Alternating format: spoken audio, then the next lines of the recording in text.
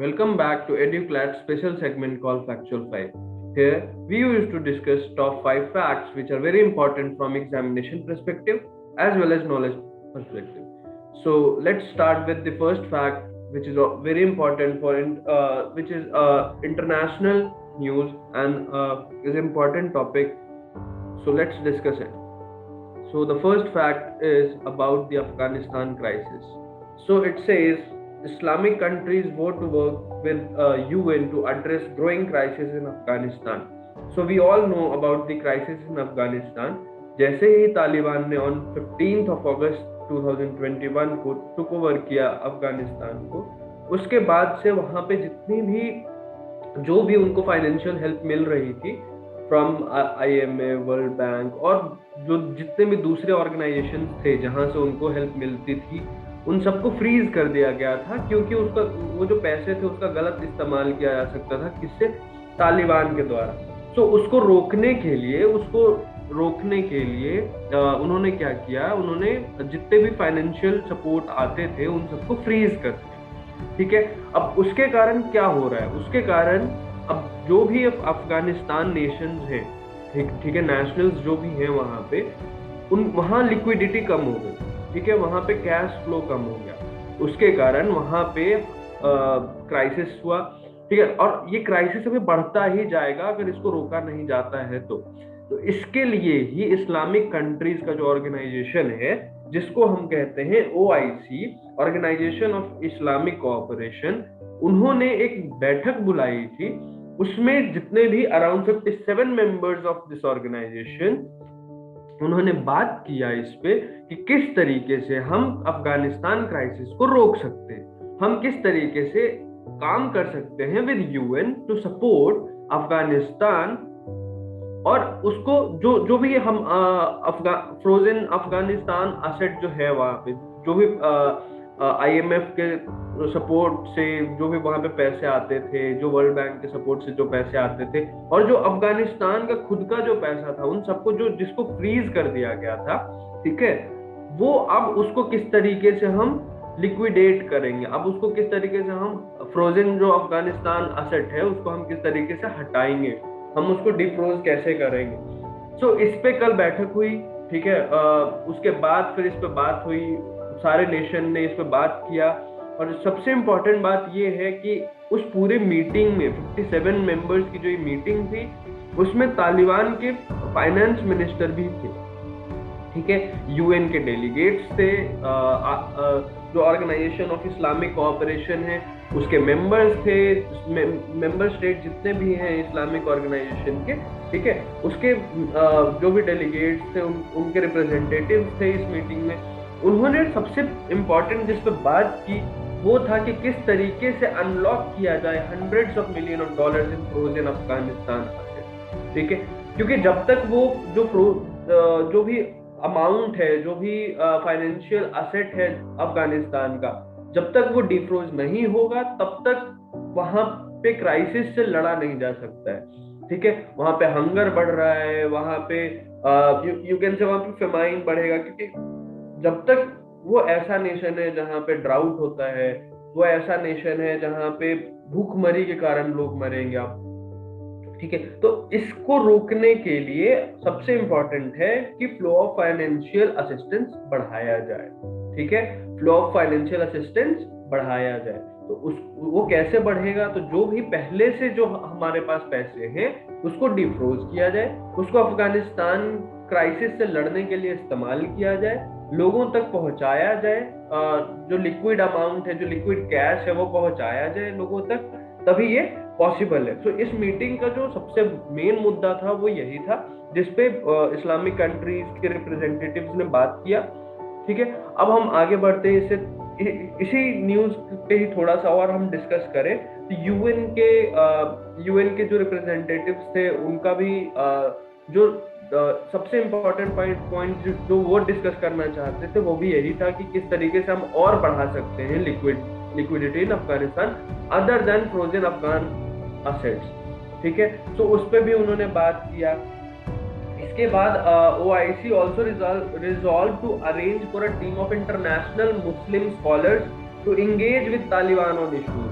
ठीक है। अब जब तक आप तालिबान से बात नहीं करोगे तब तक ये मसला सॉल्व नहीं किया जा सकता है, ठीक है। तो इसको सॉल्व करने के लिए सबसे इम्पोर्टेंट जो यूएन ने रखा बात अपना, और जो ओआईसी के मेंबर्स ने रखा, उनका कहना है कि हमें स्कॉलर्स को बिठाना चाहिए, हमें स्कॉलर्स को आगे बढ़ाना चाहिए। किस लिए? तालिबान से बात करने के लिए। और ये स्कॉलर्स कौन होंगे? तो ये इस्लामिक स्कॉलर्स होंगे जो बात करेंगे तालिबान से, ठीक है, ऑन द ग्राउंड की किस तरीके से अफगानिस्तान पीछे की ओर जा रहा है, उसको हम किस तरीके से आगे की ओर बढ़ाएं, किस तरीके से जो अफगानिस्तान ने पिछले 10 साल में जो अटेन किया, ठीक है, अफगानिस्तान में वहां पे जो विमेन्स के लिए इक्वालिटी लाया गया, तो मेल और फीमेल के बीच में ज्यादा कोई अंतर नहीं हुआ, फीमेल्स के लिए एजुकेशन कर दिया था अफगानिस्तान में, फीमेल्स वहां पे फ्रीली वर्क करने जा सकती थी। सो इन सारी बातों पे भी बात हुई कि अगर स्कॉलर्स चाहें तो तालिबान के साथ मिलकर इन सारे एजेंडा पे बात किया जा सकता है, और फिर उनसे बात करके फिर हम एक सेटअप तैयार कर सकते हैं। हम अगर तालिबान को हम एक साइड ना करके अगर तालिबान को ही हम आगे बढ़ाए कि you run the government, but ये शर्तें होंगी जहां पे हम प्रोवाइड करेंगे a better nation for Afghanistan, ठीक है। सो इस पूरे फैक्ट में 2-3 मुद्दे थे। सबसे पहला था कि किस तरीके से अनलॉक किया जाए hundreds of millions of dollar in frozen Afghan assets, ये सबसे इंपॉर्टेंट मुद्दा था, क्योंकि अगर इसको अभी डिफ्रोज नहीं किया गया, ठीक है, तो जिस तरीके से ये क्राइसिस बढ़ता जा रहा है, ये ह्यूमैनिटेरियन ग्राउंड्स पे, हंगर के ग्राउंड्स पे ये बढ़ता ही जाएगा और वहाँ के लोग मरते जाएंगे। तो इसको रोकने के लिए सबसे इम्पोर्टेंट जो बात थी वो यही थी कि किस तरीके से वहाँ पे जो फ्रोजन अमाउंट्स है उसको डिफ्रोज किया जाए, वहाँ पे लिक्विडिटी बढ़ाया जाए। उसके बाद फिर पाकिस्तान के पीएम ने और दूसरे स्टेट्स के जो भी मेंबर स्टेट हैं ओआईसी के, ठीक है, उन सब का जो रिप्रेजेंटेटिव थे उन्होंने भी इस बात पे जोर दिया कि हमें तालिबान से डायलॉग में आना चाहिए, तालिबान के साथ हमें बात करनी चाहिए। बट जितने भी स्टेट्स हैं, अभी तक किसी भी स्टेट ने तालिबान को गवर्नमेंट नहीं माना है, ठीक है। अब अभी तक तालिबान को किसी भी स्टेट ने गवर्नमेंट नहीं माना है, इसके लिए ही स्टेट तो बात नहीं कर पा रही है अभी। तो उन्होंने कहा कि हमें इस्लामिक स्कॉलर्स को आगे बढ़ाना चाहिए जो बात करेंगे तालिबान से on the ground, that they should encourage women equality, they should encourage women education। जो भी चीजें हैं, जो भी रूढ़िवाद तथ्य हैं, उनको हटाकर वापस से जिस ओर अफगानिस्तान बढ़ रही थी पिछले 10 साल में, हम उसको और उसी तेजी के साथ अग्रसर करें। So let's discuss next fact. So next fact is also very important, that Pandit Deendayal Upadhyay telecom skill excellence award. So जिस तरीके से हम ये देख सकते हैं, इसका नाम ही है telecom skill excellence award, so we all can understand that this particular award is related to telecom thing or IoT thing. So let's start with this fact that Union Minister Ravi Shankar Prasad has presented the Pandit Deen Dayal Upadhyay Telecom Skill Excellence Award, ठीक है। ये award में क्या है? इस award में सबसे पहले तो ये एक अवार्ड है जो कि बहुत ही प्राउड की बात है जिसको भी मिलता है ये अवार्ड, ठीक है, क्योंकि ये जिस फील्ड से आता है, यहाँ पे इनोवेशन है, यहाँ पे आपका टैलेंट है। सो इस अवार्ड के पीछे जो प्राइज मनी है वो तो ठीक है, इस अवार्ड के पीछे जो कैश प्राइज है वो 50,000 एंड 30,000 रिस्पेक्टिवली है, ठीक है। यहाँ पे 2 अवार्डीज होंगे, पहले को 50,000 मिलेगा, दूसरे को 30,000 मिलेगा, और इस अवार्ड का नाम है Pandit Deendayal Upadhyay telecom skill excellence award, ठीक है। इसको किन्होंने प्रेजेंट किया? तो इसको यूनियन मिनिस्टर रविशंकर प्रसाद ने प्रेजेंट किया था, ठीक है। अभी नहीं, ये 2018 में इसको प्रेजेंट किया था यूनियन मिनिस्टर रविशंकर प्रसाद ने, ठीक है। अब इस पे हम थोड़ा सा और आगे बात करेंगे। सो अभी यूनियन मिनिस्टर रविशंकर प्रसाद नहीं है, ठीक है। So this award is given to motivate the telecom skill ecosystem.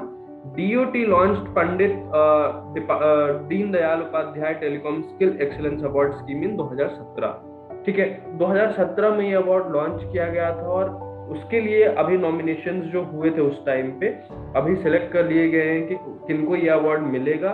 So the Srinivas कारणम Bengaluru was selected for the first prize for his contribution in developing a cost-effective, customized technical solution under the brand C Mobile for deep sea communication. ठीक है, तो बेंगलुरु के एक श्रीनिवास कारणम जी हैं, उनको ये फर्स्ट प्राइज दिया जा रहा है. उन्होंने एक बहुत शानदार चीज बनाई जो कॉस्ट इफेक्टिव भी है, कस्टमाइज्ड भी है, और इसका जो काम है, ठीक है, इस जो भी उन्होंने बनाया उसका काम है फॉर डीप सी कम्युनिकेशन. सो समुद्र के अंदर या सागर के अंदर आप बात कर सकते हैं, कम्युनिकेट कर सकते हैं. ये फिशिंग के लिए बहुत इम्पोर्टेंट है, ठीक है, जहाँ पे कोस्टल रीजन में जहाँ पे मछुआरे काम करते हैं, ठीक है, जहाँ पे वेदर का इशू रहता है, जहाँ पे आपको वेदर अचानक से due to you can say waves, ठीक है, तो उसके कारण जो भी वहाँ पे वेदर कंडीशंस चेंज होती हैं अचानक से, उसको कम्युनिकेट किया जा सकता है इस डिवाइस के कारण. सो ये इस डिवाइस को बनाने वाले को फर्स्ट प्राइज मिला है, ठीक है. उनका नाम है श्रीनिवास कारणम, बेंगलुरु से हैं, ठीक है. और उनका जो ये टेक्निकल सॉल्यूशन जो भी डिवाइस है उसका जो ब्रांड है वो सी मोबाइल के नाम से जाना जा रहा है, C for कैश, और इस मोबाइल से सी मोबाइल के नाम से जाना जा रहा है. So the service enables the fisherman to have one voice calls, group calls, SMS, location service and emergency services while they are out in GSM coverage areas. ठीक है, तो जैसे ही वो जो आपका जो मोबाइल फोन का जो नेटवर्क एरिया होता है उससे आप बाहर चले जाते हैं तो 1-to-1 कॉल कर सकते हैं इस डिवाइस से, ठीक है. वेदर कंडीशन अगर खराब होती है तो वो कम्युनिकेट कर सकते हैं इस डिवाइस से, ठीक है. सो ये बेसिकली केरला के कोस्टल रीजन में बहुत ज़्यादा यूज़ किया जा सकता है और हेल्प मिलेगा वहाँ पे, ठीक है. So let's discuss about the second prize. So Subrat Kar, New Delhi was selected for the second prize for his innovative solution on development and deployment of large-scale sensor network and devices to avoid a train-animal collision, which works without interfering with natural movement behavior of animals, thereby helping in wildlife conservation. तो इस fact के बारे में क्या है, जिनको ये second award मिला उनका नाम है सुब्रत कार, न्यू दिल्ली से हैं. पर इन्होंने जो डिवाइस डेवलप किया है ये बहुत इनोवेटिव है. रेलवेज रेल के साथ जब टक्कर होती है जानवर की तो वहाँ पे वाइल्ड लाइफ डेंजर है. वहाँ पे हमारे जानवर जो जंगलों में घूमते हैं वो अगर गलती से आ जाते हैं रेलवे ट्रैक्स पे तो रेलवेज के साथ टक्कर होती है और फिर उनकी डेथ हो जाती है. तो उसको रोकने के लिए इन्होंने एक डिवाइस बनाया, ठीक है. So this system under the pilot phase is installed in Rajaji National Park in Uttarakhand. तो उत्तराखंड में इस डिवाइस को इंस्टॉल किया गया to prevent an elephant deaths by train elephant collision. So सबसे ज्यादा जो होता था वो ट्रेन के साथ हाथी कोलाइड कर जाते थे जिससे हाथी की डेथ हो जाती थी. और ये हाथी हमारे लिए बहुत इम्पोर्टेंट है, हमारे जो फाउना स्पीशीज है उसमें बहुत बड़ा रोल है उनका, ठीक है. सो उसको रोकने के लिए ये डिवाइस बहुत इम्पोर्टेंट था और इसके लिए उनको सेकंड प्राइज दिया जा रहा है. So let's move towards the next fact, that is K Srikanth win silver at BWF world badminton championship. ठीक है, तो सबसे पहले हम डिस्कस करेंगे इस चैंपियनशिप के बारे में कि ये BWF वर्ल्ड बैडमिंटन चैंपियनशिप है क्या. ठीक है, तो BWF world championship is officially known as Total Energies BWF world championship 2021. So ये एक जो French multinational integrated oil and gas company है, ठीक है. टोटल एनर्जीज जो है वो एक कंपनी है, ठीक है. ये किस चीज में डील करती है, तो ये ऑयल में डील करती है, गैस में डील करती है, क्रूड ऑयल्स में डील करती है, नेचुरल गैस का एक्सप्लोरेशन करती है. सो इन्होंने एक बैडमिंटन चैंपियनशिप स्टार्ट किया था इन लेट 1924. ठीक है, ये कंपनी उस टाइम बनी थी, उसके बाद इन्होंने स्टार्ट किया इस बैडमिंटन चैंपियनशिप को. और 2021 में इस BWF वर्ल्ड चैंपियनशिप में, बैडमिंटन चैंपियनशिप में इंडिया के श्रीकांत जो है उन्होंने सिल्वर मेडल लाया. सो सिल्वर मतलब ये होता है कि वो फाइनल्स में गए, बट वो हार गए फाइनल्स। सो ये फर्स्ट टाइम है जहां पे सिंगापुर ने मेंस प्लेयर में सिंगापुर ने वो गोल्ड जीता है BWF वर्ल्ड चैंपियनशिप में। इंडिया ने सिल्वर जीता, ये भी प्राउड की बात है हमारे देश के लिए। ठीक है, so we have to acknowledge this fact that K Srikanth win silver at BWF world championship, badminton championship. हमने डिस्कस किया कि BWF वर्ल्ड बैडमिंटन चैंपियनशिप क्या है। तो ये एक कंपनी है जो डील करती है क्रूड ऑयल्स में, एक्सप्लोरेशन इन गैसेस, और उन्होंने ये BWF world badminton championship start किया। इसका पूरा नाम है total Energies BWF world badminton championship. और इस साल के फैक्ट के बारे में बात करें तो 2021 के जो ये 2021 का जो संस्करण है BWF वर्ल्ड चैंपियनशिप का, उसमें के श्रीकांत ने जीता सिल्वर मेडल। ठीक है, सिल्वर मतलब इन्होंने फाइनल तक गए, फाइनल्स में हार गए। जीता कौन? तो गोल्ड सिंगापुर के बैडमिंटन प्लेयर ने जीता। ठीक है, उनका नाम है लो कीन ये। ठीक है, so let's move towards next fact and discuss. Indian Navy conducts first sea trial for Mormugao. तो ये मोरमुगाओ है क्या? तो मोरमुगाओ अभी हमारे देश में हम बढ़ रहे हैं स्टेल्थ डिस्ट्रॉयर। ठीक है, स्टेल्थ डिस्ट्रॉयर प्रोजेक्ट की तरफ हम बढ़ रहे हैं। ठीक है, तो हमारे इंडिया में टोटल 4 स्टेल्थ डिस्ट्रॉयर पे भी हम काम कर रहे थे। ठीक है, जिसमें से 2 लॉन्च हो, दो का जो ट्रायल है वो कंडक्ट कर लिया गया। ठीक है, तो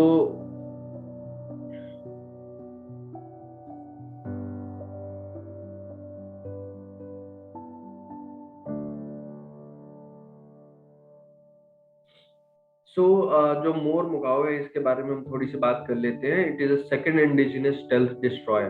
ठीक है, हम एक प्रोजेक्ट P-15B के अंदर इस मोरमुगाओ जो हमारा सेकंड इंडिजिनस स्टेल्थ डिस्ट्रॉयर है, इसको बनाया गया। ठीक है, और इसका ट्रायल किया गया। इंडियन नेवी ने इसका फर्स्ट ट्रायल, सी ट्रायल किया। अब इसके बारे में हम सबसे पहले P-15B के बारे में बात करते हैं, जो प्रोजेक्ट P-15B है। ठीक है, इस प्रोजेक्ट के अंदर इंडिया 4 स्टेल्थ डिस्ट्रॉयर बना रही है, जिसमें सबसे पहला था विशाखापट्टनम, जो लास्ट मंथ इसका ट्रायल किया गया। इस मंथ मोरमुगाओ जो है इसका ट्रायल हुआ। इसके बाद इम्फाल एंड सूरत अभी बनना बाकी है, जो अभी बन रहा है। ठीक है, so under this project total of 4 warships have been planned, namely Visakhapatnam, Mormugao, Imphal and Surat. ठीक है, ये जो भी है ये गाइडेड मिसाइल डिस्ट्रॉयर्स थे। इनको बनाया गया है, कहाँ बनाया जा रहा है, या जो विशाखापट्टनम है या मोरमुगाओ, ये तो बन चुके हैं। ठीक है, इनकी ट्रायल हो रही है। ठीक है, तो इनको कहाँ बनाया गया है? तो इनको बनाया गया Mazagaon dock ship builder limited, Mumbai company है Mazagaon dock ship builders limited, Mumbai में, जहां पे इनको बनाया जा रहा है अंडर प्रोजेक्ट P-15B। और P-15B की बात करूं तो ये क्या है? इस प्रोजेक्ट के अंदर इंडिया स्टेल्थ डिस्ट्रॉयर बना रही है। ठीक है, स्टेल्थ एक प्रॉपर्टी है शिप, वॉरशिप का। ठीक है, और ये बहुत ही यू कैन से बहुत टेक्नोलॉजिकल एडवांस्ड वॉरशिप रहेगा इंडिया के लिए। ठीक है, और ये सबसे इंपॉर्टेंट बात ये है कि ये इंडिजिनस है। ठीक है, इंडिजिनस मतलब इंडिया खुद बना रही है इस वॉरशिप को। So Mormugao is the second indigenous stealth destroyer that is being built under project P-15B, जो कि हमने डिस्कस कर लिया। ठीक है, इसको कहाँ बनाया जा रहा है? तो इसको बनाया जा रहा है Mazagaon dock ship builders Limited में। ठीक है, इसके पहले हमने 21 नवंबर 2021 को मुंबई में हमने कमीशन किया। किसको किया? INS विशाखापट्टनम को, जो कि फर्स्ट वॉरशिप था इस प्रोजेक्ट के अंदर, वो भी स्टेल्थ डिस्ट्रॉयर ही था। ठीक है, इसके बाद फिर हमने डिस्कस किया कि इस प्रोजेक्ट के अंदर टोटल 4 वॉरशिप्स बन रहे हैं, जो कि आपका विशाखापट्टनम, मोरमुगाओ हमने डिस्कस कर लिया। इसके अलावा इम्फाल और सूरत और आ रहे हैं। ठीक है, सो इस फैक्ट के बारे में बस इतना ही था। So let's move towards the next fact, that is Gabriel Boric to become Chile's next president. So इस फैक्ट को डिस्कस करने के पहले सबसे पहले हम देखते हैं कि चिले है कहाँ। So Chile is officially called as Republic of Chile. It is a country in western part of South America. South America का western part में ये जो चिले है वो स्थित है, ठीक है। उसका जो जोग्राफिकल स्ट्रक्चर है, अगर मैं उसकी बात करूं, तो the country occupies a long narrow strip of land between Andes and Pacific Ocean, ठीक है। तो एंड्स एंड पैसिफिक ओशियन के बीच इर्द गिर्द ये नैरो स्ट्रिप है, ठीक है। और it is the southern most country of the world, ठीक है। ये southern most country of the world है और ये अंटार्कटिका के बहुत नियर बाई है, ठीक है। So it share border with Peru, Bolivia, Argentina and Drake Passage. So इसका हमने जोग्राफिकल जो भी जोग्राफिकल स्ट्रक्चर है चिले का वो हमने डिस्कस किया। सो चिले को ऑफिशियली रिपब्लिक ऑफ चिले कहते हैं। It's a country in western part of South America. ये वर्ल्ड का सदर्न मोस्ट कंट्री है। ये narrow strip of land between Pacific Ocean and Andes, और इसका जो बॉर्डर जो शेयर करता है चिले, तो ये पेरू के साथ, बोलिविया के साथ, अर्जेंटीना के साथ और ड्रेक पैसेज के साथ शेयर करता है। सो अब इसके बारे में बात करते हैं। जो फैक्ट है आज का कि Gabriel Boric to become Chile's next president. So Gabriel Boric हैं, उन्होंने प्रेसिडेंशियल इलेक्शन जीता और अब वो चिले के नेक्स्ट प्रेसिडेंट बनेंगे, ठीक है। जैसे उन जो लास्ट प्रेसिडेंट है उनका टेन्योर खत्म होता है, उसके बाद फिर इनका Gabriel boric font is the president elect of Chile. So this is the last fact. तो आज हमने डिस्कस किया 5 फैक्ट। सबसे पहले था अफगानिस्तान क्राइसिस के बारे में, जहाँ पे जो इस्लामिक कंट्रीज के मेंबर्स थे with the support of UN, they are trying to address the issue of Afghanistan crisis. उसके बाद फिर हमने डिस्कस किया जो अवार्ड था, ठीक है। अवार्ड का नाम था Pandit Deendayal Upadhyay telecom skill excellence award. इसके बारे में हमने डिस्कस किया कि अवार्ड 2 लोगों को मिला, ठीक है। श्रीनिवास कार्नम को मिला और उसके अलावा फिर सुब्रत कार को मिला for their innovative ideas, their innovative device in this particular sector. उसके बाद हमने डिस्कस किया के श्रीकांत के बारे में, जो कि सिल्वर मेडल उन्होंने लाया BWF वर्ल्ड बैडमिंटन चैंपियनशिप में। इसके अलावा फिर हमने डिस्कस किया इंडियन नेवी ने मोरमुगाओ का फर्स्ट ट्रायल कंडक्ट किया शी। मोरमुगाओ के बारे में हमने बात किया कि ये स्टेल्थ डिस्ट्रॉयर था। लास्ट फैक्ट जो हमने डिस्कस किया, Gabriel Boric to become Chile's next president. हमने डिस्कस किया कि चिले का जोग्राफिकल स्ट्रक्चर क्या है, कहाँ पे स्थित है। उसके बाद फिर हमने डिस्कस किया कि गैब्रियल बोरिक चिले के नेक्स्ट प्रेसिडेंट बनेंगे। So that's all for today. So we'll discuss other top 5 facts tomorrow. So let's discuss this next top 5 fact tomorrow. So that's all for today. Thank you so much.